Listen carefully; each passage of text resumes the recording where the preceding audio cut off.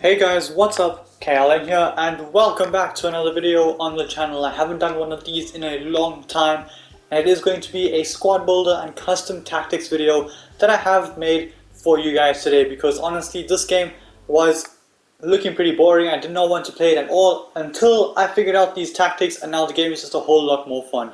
So starting off with the defense going up, we have Van Nistelrooy in goals. He's not very good, but he's an untradeable goalkeeper. He's 91 rated icon, so I tossed him in there. Why not? And right back, I've gone with Mukiele, and the reason for that is I do play him at centre back as part of a back three at times. I feel as though he's absolutely perfect in that position.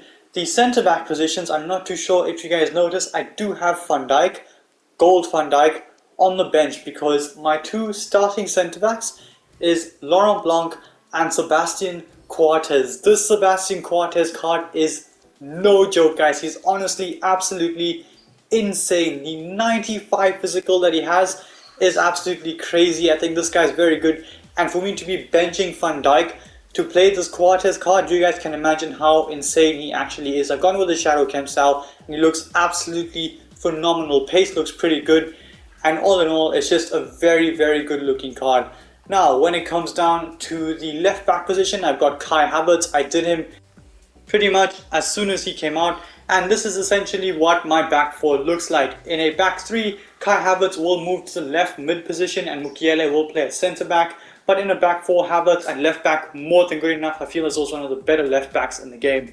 Moving on to the midfield, starting off in defensive mid with this man right here, 87 rated hero Ramirez, one of the best defensive mids in the game in my opinion. He is honestly absolutely crazy. I got him from the pre-order pack.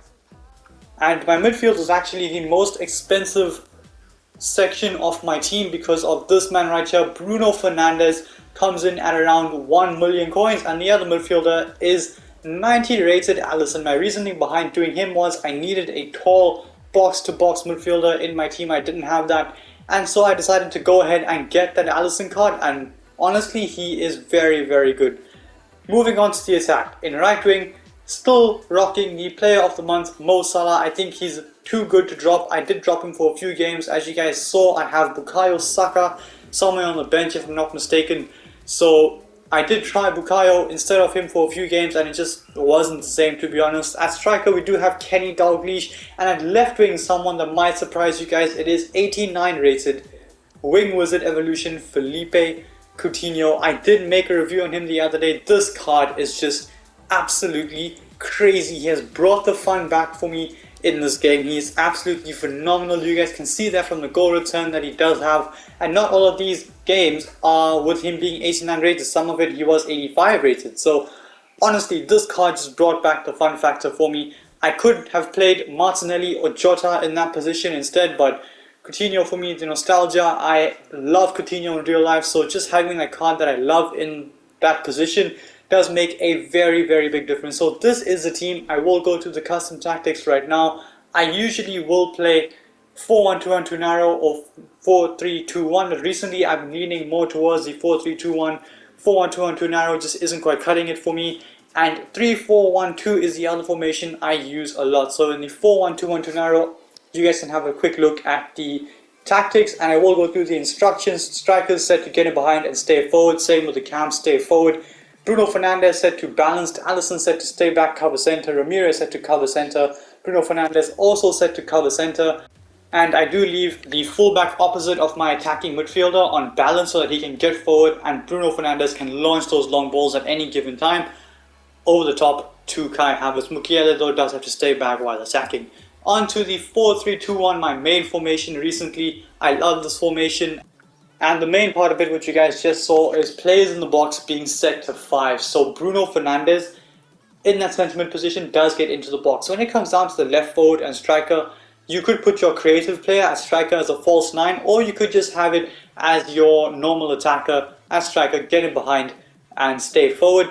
But this man right here, Bruno Fernandes, and I feel like if you are rocking this formation here, you need to have a high work rate player with a lot of stamina that can last a full game. My right forward is set to drift wide, get in behind and stay forward so that he can take out the defender to the wide position, so my Bruno Fernandes can make the run between my striker and my right forward and just get into the box Alisson and Ramirez had to stay back. They can just essentially anchor down in that midfield. And again, similar to the 4-1-2-1-2 narrow formation, I have my left back set to balanced in this formation, as I do in 4-1-2-1-2 narrow, for the exact same reason. I don't want to be caught on the counter attack purely on that left side, because I have my right centre mid running up and my left back running up, so it is kind of balanced. Now the final formation is the 3-4-1-2 formation. Honestly, very attacking formation. I have Felipe Coutinho at the striker position, which is probably saying a lot, but the reasoning for this is it's Coutinho. I wanted to have him in the team. He's not ideal in this position for this formation. I usually would try Coutinho at the cam position, but then he just throws everything off. So in this formation, I try him out as striker. If it's not working, I take him off, put Salah into striker, and put Bukayo Saka in the right mid position so that he can come back and help out on defense. And it essentially ends up becoming a 4 at the back formation with my left or right mid coming back to defend. Usually both of them don't come back. It will always be whoever's further back from the last attack. So those are all the formations. My preferred one is 4-3-2-1. I'm only going to be using that and the 3-4-1-2 in this video. If you guys want to see custom tactics with the 4-1-2-1-2 formation and the 4-2-2-2 formation that I recently set up, let me know down below in the comment section and I will get that to you.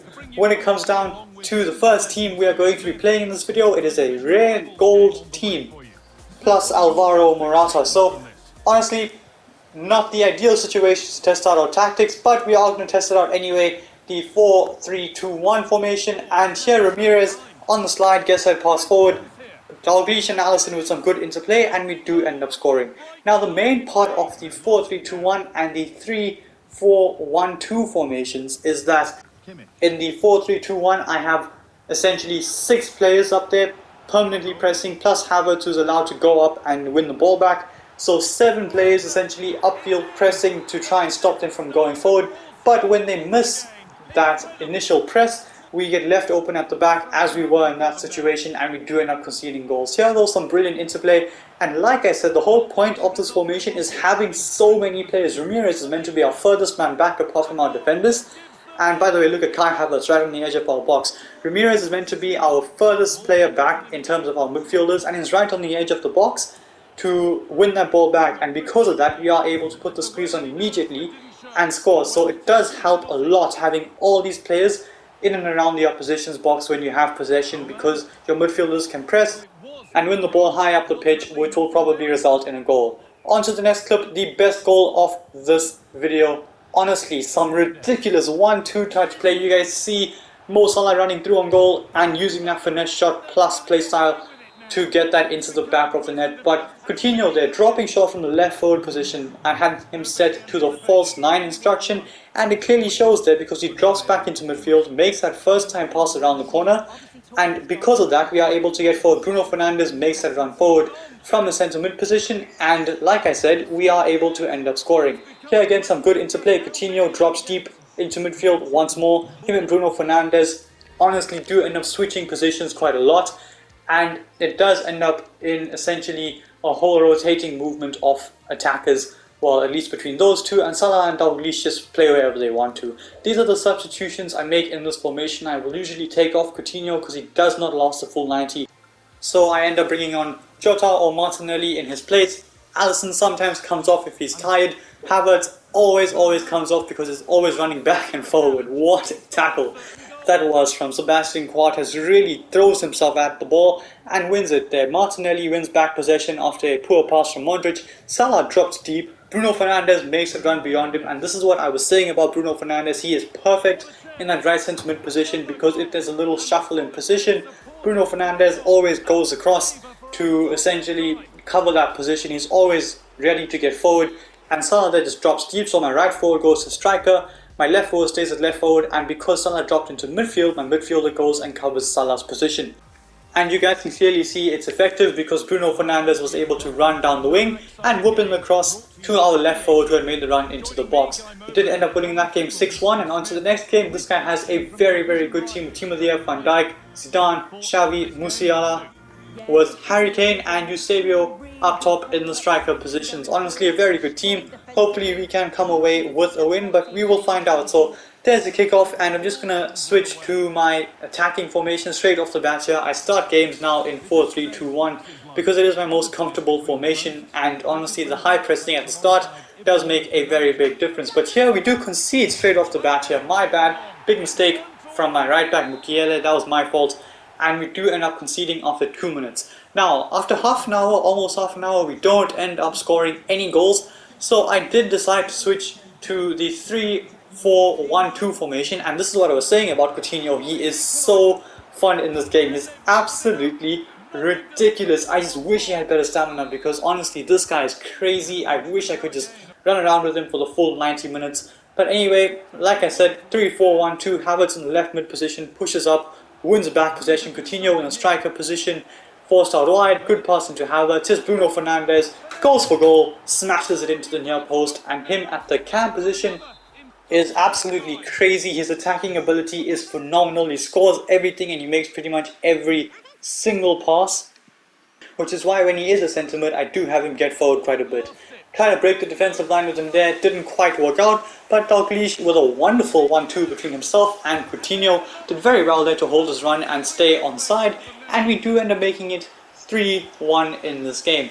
On to the next clip, Van Dijk has it, and like I said, a little press here, but one pass, and all of a sudden he's against my defensive line. He gets away from Mukiele with some random step overs for some reason, don't know how I fell for that. And he does end up scoring the cutback. Again, terrible defending from me, but it's 3-2 now, and we honestly have to catch a wake up in this game, because we do not want to be losing unnecessary games or even drawing games, because in rivals it feels like a complete waste of time.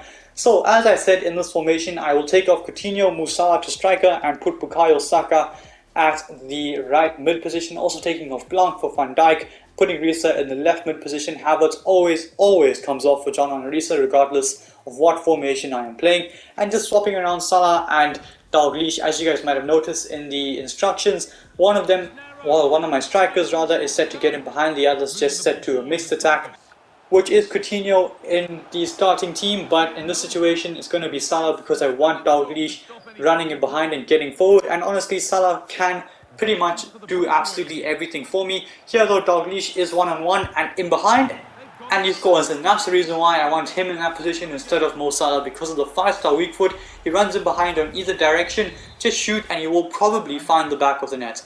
On to the next clip, this guy tries to play through the defensive line, again doesn't work out. Bruno Fernandes finds Bukayo Saka, and here Salah running from a pretty deep position gets onto the end of that pass. Great dribbling and a fantastic finish, and we do have, if I'm not mistaken, the last goal in the last game of this video. 5-2, yep, that's it, game, set and match, and we do end up winning our second game. And to avoid making this video too long, I'm going to end it here. That's going to be all for today. I'm just going to have a quick recap of the team and just get into what I was saying about the tactics and having fun in this game in general. So hopefully this doesn't take too long, because the video as it is longer than I would normally make videos for. But my defense, honestly, Mukiele, that player that can play right back and drop into centre back from time to time. You need someone who is versatile, and he is perfect for that position. Someone else in this position would be Kyle Walker, for example.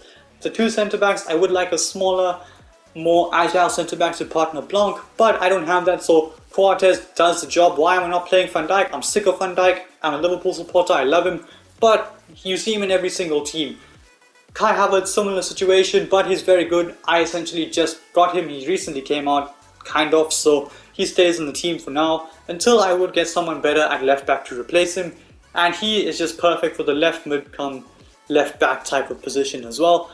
And when it comes down to the midfield, Ramirez, honestly one of the best defensive mids in the game. We've had a conversation about him already. He's able to press high up the pitch, he's got high work rate, so he will get up from time to time, which you guys could take as a positive or a negative. That depends on you. I know a lot of people want their CDM to be ideally a medium high work rate type of player, which I want as well. Ramirez isn't, but he's just too good for me to take out of my team, and honestly he's very expensive, so I'm not going to take him out.